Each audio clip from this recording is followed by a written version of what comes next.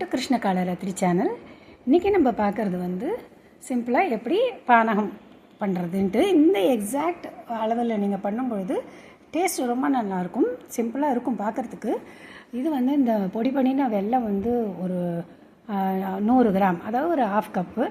அதுக்கு வந்து இந்த மாதிரி ஒரு மீடியம் சைஸு ஒரு எலுமிச்சம்பழம் ப்ளஸ் ஒரு 4 ஏலக்காய், கொஞ்சம் இந்த சுக்கு பொடி.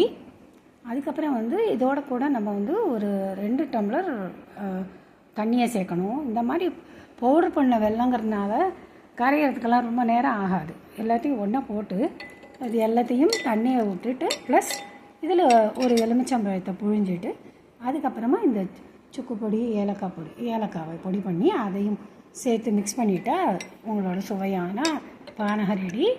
மெஷர்மெண்ட்டை மட்டும் சேமாக ஃபாலோ பண்ணால் ரொம்ப டேஸ்ட்டாக இருக்கும். ப்ளஸ் இதில் வந்து நம்ம சாமிக்கு வச்சு நைவேத்தியம் பண்ணும்போது இன்றைக்கி ஆக்சுவலாக நரசிம்ம ஜெயந்தி ரொம்ப முக்கியம். ப்ளஸ் இந்த பானகத்தில் ஒரு பிஞ்ச் இந்த ஒரு கிள்ளல் இந்த துளசியை போட்டுட்டு நைவேத்தியம் பண்ணலாம். நம்ம குடிக்கும்போது இந்த மாதிரி நல்ல சூப்பராக ஒரு கிளாஸ் கப்பில் குழந்தைங்களுக்கு கொடுக்கலாம்.